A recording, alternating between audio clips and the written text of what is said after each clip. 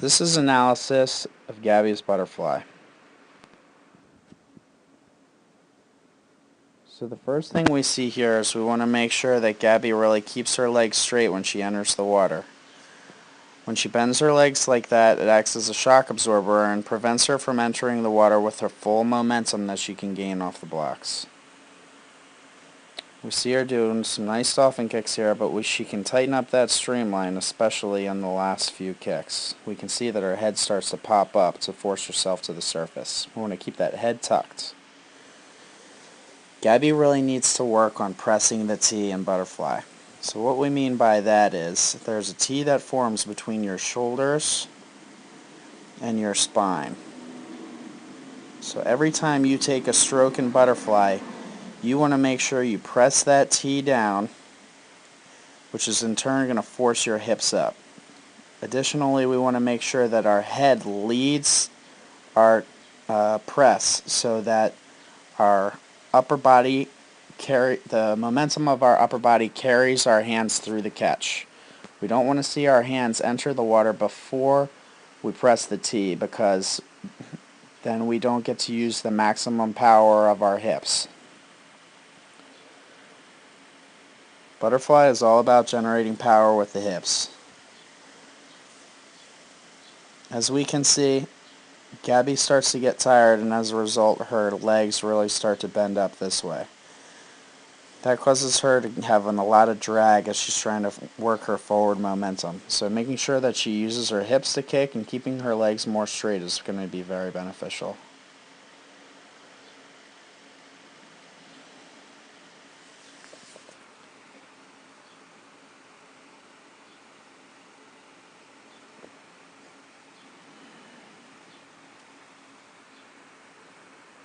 We want to make sure we get more dolphin kicks off of every wall. Gabby knows exactly how many dolphin kicks she's going to take off of every wall. We can see as she really starts to tire, she has more and more difficulty getting her arms out of the water. This is because we can see that when her arms come up, her knees begin to bend, and the resistance drags her hips down. So we want to make sure that we try to stay high in the water and plane, so that when we seesaw up, we seesaw back down, only slightly.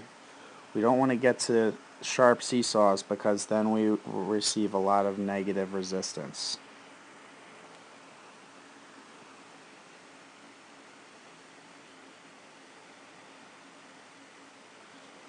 As a young swimmer, Gabby has a lot of room to improve her butterfly.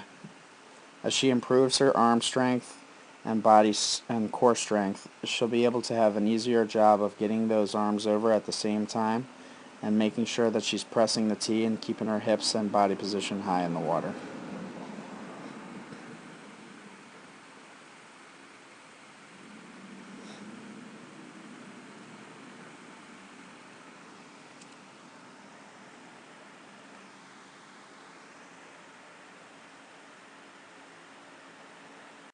This is underwater analysis of Gabby's butterfly.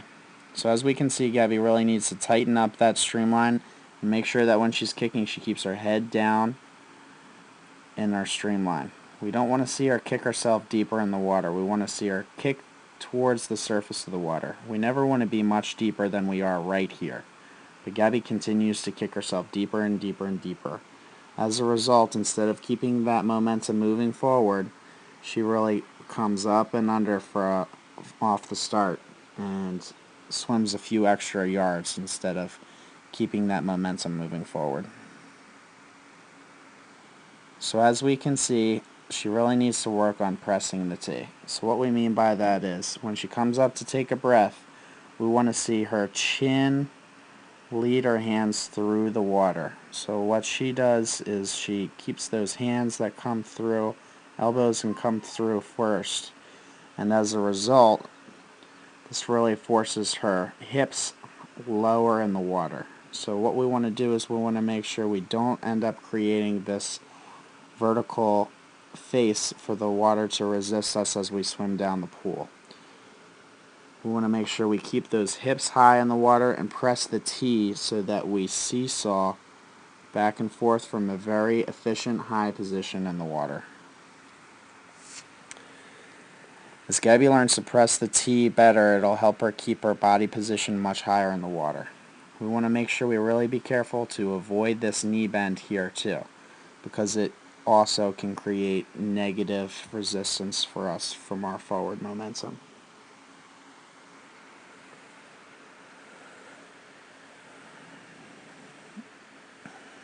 We need to be careful how many kicks we take per each stroke as well. We can have 2 kicks, one at the beginning of the stroke and one at the end.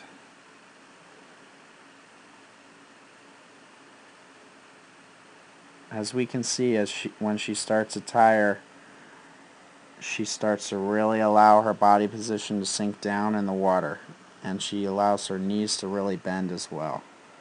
So we want to make sure that we keep those hips up and press the T, and make sure that when we kick with the almost straight leg, which is going to allow us to generate more power from our hips and stay higher in the water, swim more efficiently and with more speed.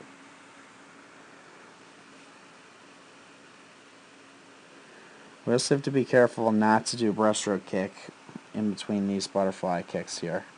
You can see she really turns those ankles out and gets that breaststroke kick in there to keep her hips up. What she needs to do is just really focus more on making sure that she presses this T that's formed between her shoulder blades, or excuse me, her shoulders and spine. So when she presses this T down, it's going to force her hips up, and it's going to keep her higher in the water.